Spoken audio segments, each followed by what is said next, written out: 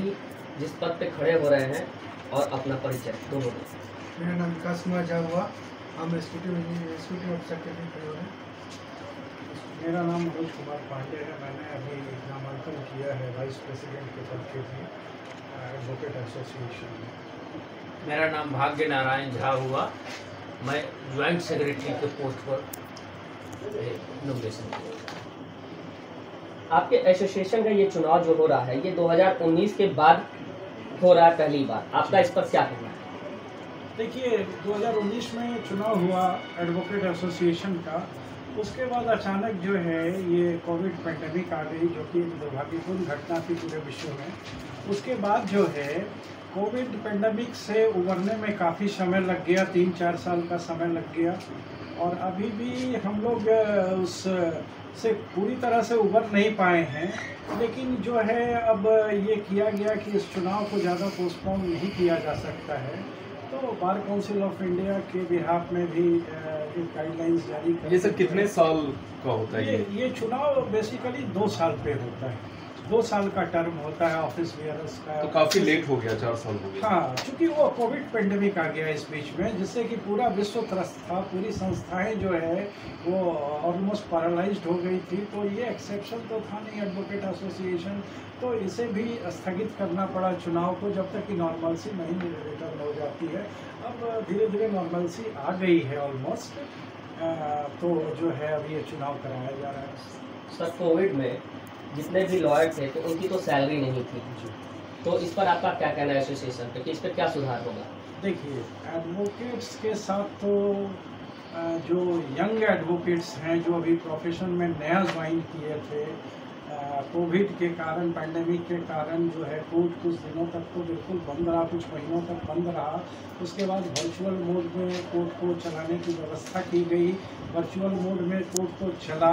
लेकिन एक ये नई व्यवस्था थी, ये पहली बार ऐसा वर्चुअल मोड में जो है हिंदुस्तान की कोर्टें चल रही थी, तो इसमें भी जो है वर्चुअल मोड को पूरी तरह से सुचारित रूप से चलाने में जो है वक्त लगा, जिसमें जो नए एडवोकेट्स जो एनरोल्ड होके आए थे और जो इकोनॉमिकली बहुत वायबल फैमिली से नहीं आए थे, उनको तो ऑब्वियसली बहुत कठिनाइयों का सामना करना पड़ा, क्योंकि कोई वेतन तो फिक्स नहीं था, वो फीस और ये पे डिपेंडेंट थे।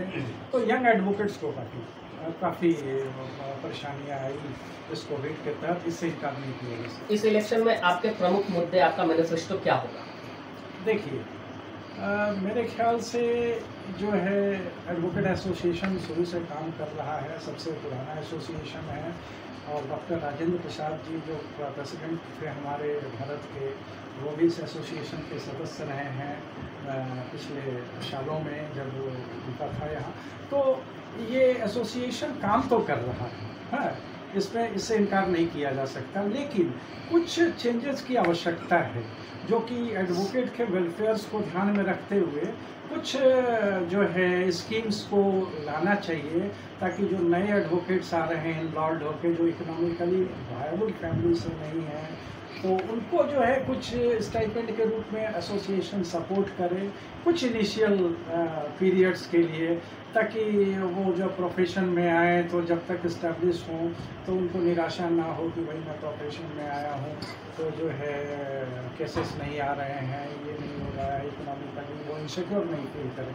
तो कुछ ऐसी स्कीम आनी चाहिए, तो हम लोगों की कोशिश रहेगी। देख रहे हैं इस इलेक्शन को 4 साल पहले हुआ था और अब कोविड के बाद हो रहा है, थोड़ा बताएं। देखिए, 4 साल पहले इलेक्शन हुआ था और सारे लोग चुने गए हुए थे, उसमें बहुत सारी खामियां थी जी, और मैं पहली बार इलेक्शन कंटेस्ट कर रहा हूं।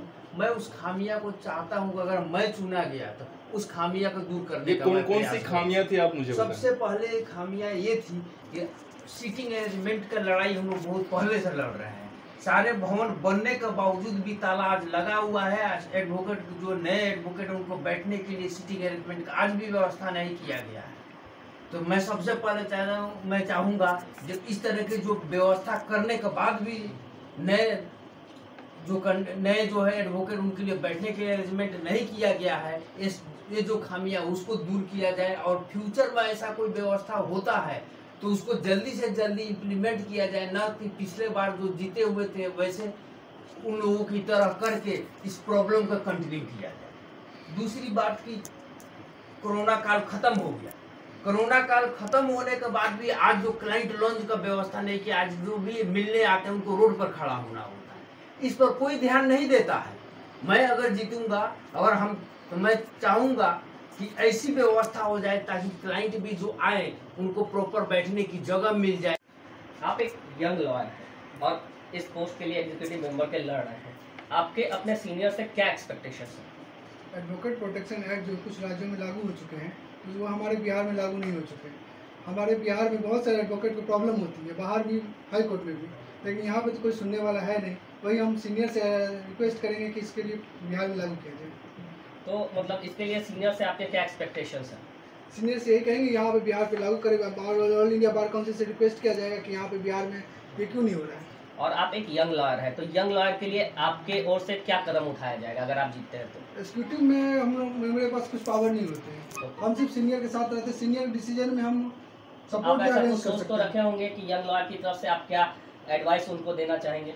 एडवाइस यही, एडवोकेट प्रोटेक्शन एक्ट सबसे बहुत जरूरी है बिहार जरूरी में, है। बहुत जरूरी है।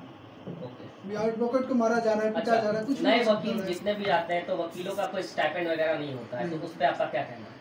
होना चाहिए। 5 साल तक के लिए वो सुना गया था कि 5,000 रुपये किसी राज्य में मिल भी रहा है, 5,000 रुपये 5 साल तक के लिए, पर यहाँ पे तो कुछ नहीं तो है। जिसको लागू कराने के लिए आप क्या करेंगे? वही सीनियर से रिक्वेस्ट किया जाएगा, सीनियर से रिक्वेस्ट रिक्वेस्ट किया जाएगा, प्रेसिडेंट सेक्रेटरी से रिक्वेस्ट किया जाएगा। और कुछ ऐसी मांग जो आप अपने सीनियर से?